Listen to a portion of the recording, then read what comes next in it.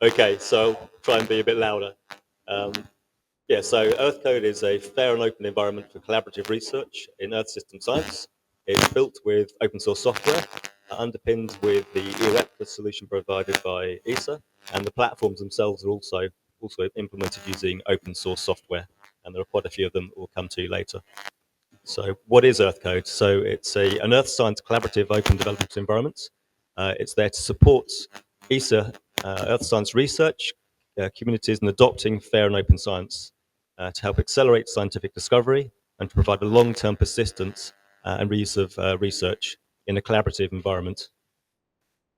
So if we look at how do we increase the use of research data, so we may have innovative data sets and products continuously being created to deliver new insights and enrich the knowledge about the planet. But is the research data always usable? And when we talk about research data, we're looking at the data itself, as well as the supporting metadata, the workflows and methods, algorithms that operate on the data, as well as the underlying documentation related to the research. So how can we make research data more reusable? So within EarthCODE, all ESA-funded research projects will get published onto EarthCODE into the catalog. The catalog itself will provide a unique identifier to help discover the research. Where research already has an existing identifier, that can be reused. If there isn't one, then the EarthCODE solution will assign a unique identifier. We can provide persistent storage, either using the storage provided by platforms themselves or through the ESA project results repository. And we also support open access to the data and the workflows. Once workflows have been published, then they're findable using Stack, either using the Stack browser or using catalogs for searching. And that can be done through a GUI or even federated and discovered from other platforms. We allow interoperability using a number of existing conventions, and we also make whatever is discovered in the catalog accessible either on the platforms themselves or within the PRR. So we support the Open Science and Innovation Strategy from ESA. You may have seen this before, but there are 8 pillars. The first pillar is providing open data. We then look at providing open source code that operates on the data. Importantly, we then link the data and the code so that they can be collaborative. And then we then provide open access to the workflows, the documentation. And then the next step is to look at reproducibility on platforms. In a way, there's a stepping stone. We're looking at providing more and more reuse with the ultimate goal of being reproducibility. With an EarthCODE, we look to allow reproducibility on the platform that created the experiments in the first place. But as we expand the number of platforms, we are also looking at allowing reproducibility on a different platform to the one that the research was originally done on. We look to help educate and then help adopt best practices. The more we adopt best practice across different platforms, the more likely it is that we can share and collaborate with workflows and data. And we also build a community. So how do we bridge the gap with EarthCODE? Well, we start by maximizing the visibility and use of science outputs using the catalog for discovery. We support Earth Action by enabling transition of science to applications. So the sister project of EarthCODE is APEX. APEX looks to take the science developed on EarthCODE and other projects and turn it into services. And we also look at bundling and linking the workflows, the data, the methods, documentation, all into one package. So how do we achieve this? We need to describe the data, the tools, and the compute we're using to the computer. And the way that we do this is using standards. So the products that are developed on EarthCODE are described using Stack, and that Stack metadata can reference data on the ESA project results repository or the other locations where the data is held safely. We describe workflows using OGC API records. That is a flexible approach that allows us to describe different types of workflows. So we can reference OGC API processes, we can refer to openEO. We have examples where we reference Jupyter notebooks, but that approach is quite flexible. And then we also define the compute that we need to execute the workflows. So typically when we publish a workflow, we can reference the originating platform to allow it to be reproduced, but we also describe the type of workflow. So if we know the workflow is implementing, for instance, OGC API processes, and we understand the data that's dependent upon that workflow, then it becomes more possible to execute the workflow on a different platform from the one that it was originally created on. So who's EarthCODE for? Well, it's primarily aimed at ESA-funded research projects. It's aimed at scientists, providing an environment for them to support their science and to help publish the science. It helps developers use the output from scientists to provide services, and it's also aimed at platform providers. And we'll see a number of platforms that are already starting to implement EarthCODE, and a number of new platforms that will shortly implement it as well. So how does it work? There are a number of integrated platforms. So if you look on the left-hand side, we have CDSE, openEO, EURO Data Cube, DeepESDL, PolarTep, and there are more being added. Scientists are able to develop the research within these platforms, and when the research is ready, they can then publish the data and the workflows to the Open Science Catalogue using Stack. Once the workflows and the data has been published, then that can be discovered on the Open Science Catalogue within the forum to allow communication, collaboration of science. As I said before, it's also possible to store data and workflows within the ESA project results repository so that they're secure, but that's not mandatory. It's also important to say that EarthCODE doesn't force the use of the integrated platforms for development. If scientists want to, they can develop their work locally on their own or on their own institutional infrastructure, and that can then be published to the Open Science Catalogue, and that can be done in two ways, through a GUI that's available on the portal, or it can be done directly on GitHub if you're feeling brave.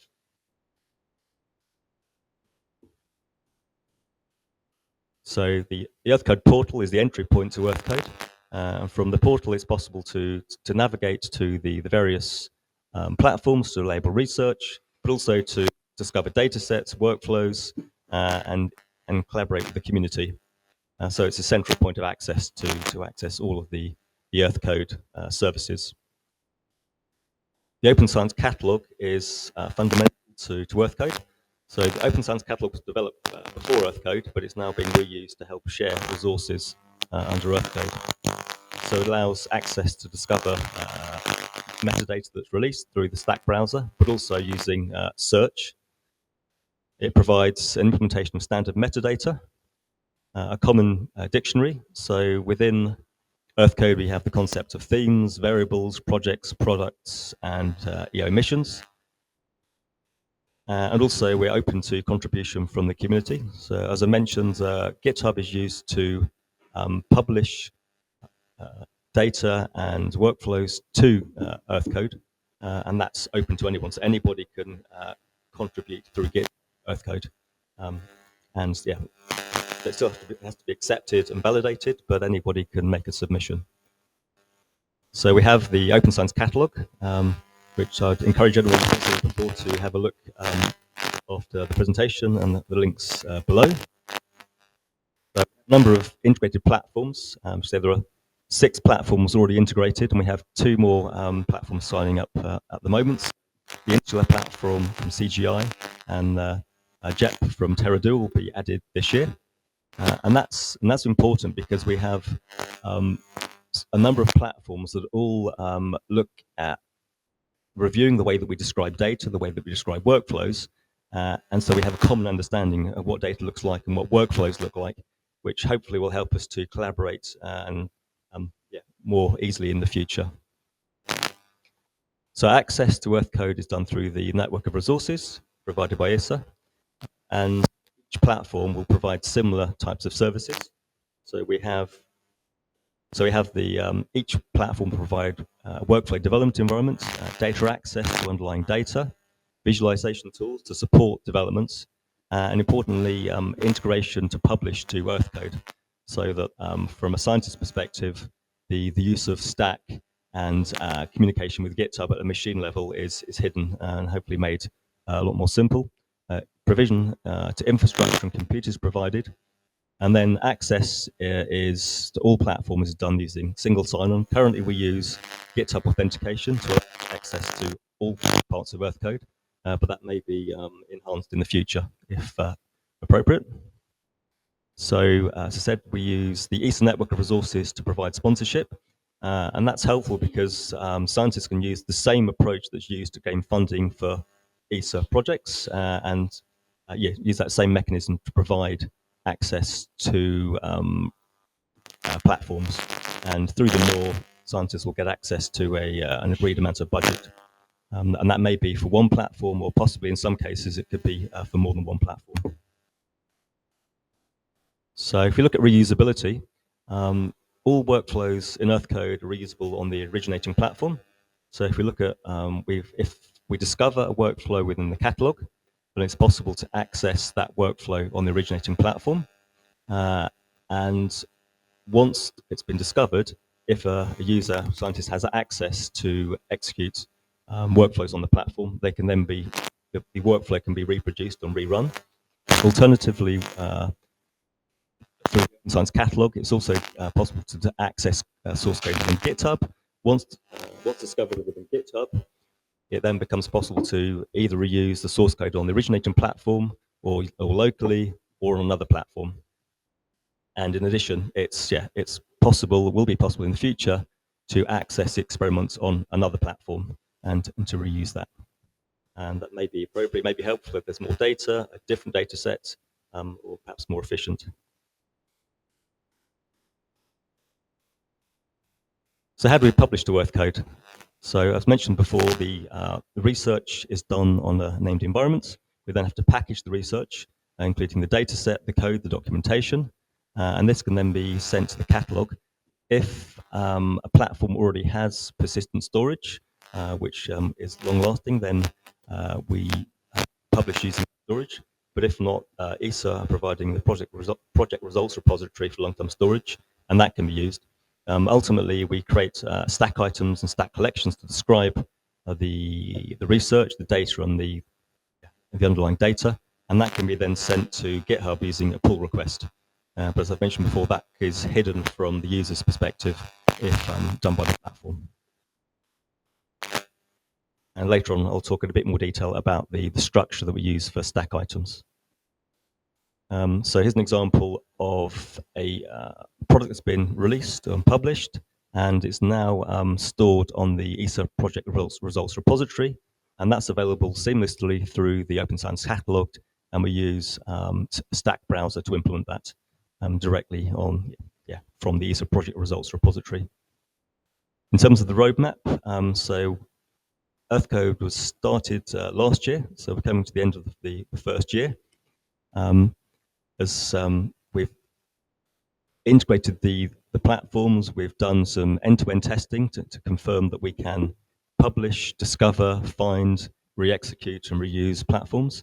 And then early in year 2, we're looking at providing a minimum viable product to allow scientists to start using the platform. We're also expanding community access, and part of that is introducing new platforms as well. Within year 3, we're looking to enhance scalability and functionality, and then beyond that, establish a long-term growth plan. And ESA have a long-term commitment to EarthCODE, which helps this process. If you're interested in finding out more, please use the discourse forum for discussion. There's a newsletter that's available, and also there's information on LinkedIn as well. Further than that, please, visit the EarthCODE site and join in the community. And if you're interested in publishing existing research, then please reach out to us because we can help you support that. There are 5 minutes, so I'll move on. So the next few slides look at how EarthCODE supports FAIR. So if we consider FAIR, we're looking at how is our data findable to both humans and computer systems? How is it accessible? So it can be found using long-term storage or other mechanisms. Is it interoperable? Can it easily be reused by different scientists? And also, once new work and new experiments are done, how easy is it to reuse the the output for future research. So if we look at Stack and how this supports EarthCODE, let's go to the next slide. So we have the concepts of missions, experiments, products, projects, and themes, and we map the structure within Stack. So we have the following description to describe the relationship between those various entities and the attributes required. And ultimately, products are used to map projects, themes, variables, and missions together. This structure and these attributes are continually reviewed. They are reviewed with each new platform that's integrated so that we can confirm that they work with that platform. We also collaborate with EOEPCA Plus, which is another initial initiative to help review standards. And importantly, EOEPCA Plus also provides building blocks using that adheres to the same standards and interfaces that allows us to consider using them within the platforms. And I think that will become increasingly important when we start to look at interoperability, because those building blocks are built with that concept in mind. In terms of, so using that structure, we can release, we can publish products. Those products can link to catalogs, and those catalogs can link to assets that are stored either in the PRR or elsewhere. So a number of rhetorical questions. I think we've got a couple of minutes left. So if we think about finds, what does that mean in the context of FAIR principles? Well, I think we're looking at being able to, the data is described with rich metadata, assigned a unique identifier and indexed in a searchable resource.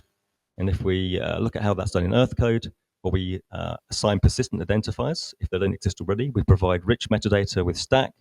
We include the identifier in the Stack metadata, and we register resources using Stack as well. In terms of accessibility, going forward, we look at the FAIR principles. We access using standard protocols. We authenticate where needed using OpenID or using GitHub under the bonnet, and we ensure metadata is available even if the underlying data is not available. All metadata within the Open Science Catalogue is currently accessible. In terms of interoperability, we support a number of open formats and FAIR vocabularies, and we also ensure that we have links to related assets through Stack. And then finally, in terms of reusability, we provide clear licenses that adhere to the requirements on ESA projects. We also start to capture data on provenance, and that's becoming more important because the better we can describe the underlying workflows and data, the more chance we have of reusability. And I think I've got 1 minute left. So the first slide looks at how do we describe the data. So if you imagine we have no information, we're able to provide a unique product identifier. We can provide metadata to describe products. We can describe metadata that links to closed data where the elements are not yet available. We're able to describe metadata where the elements are available. And in addition to that, we can describe the workflow related to the data, the provenance of that workflow, and the underlying elements. So I guess the final slide looks at where we are with EarthCODE now, and that's the approach we're trying to encourage for other scientists using the system. So thank you for that. I think I'm out of time now.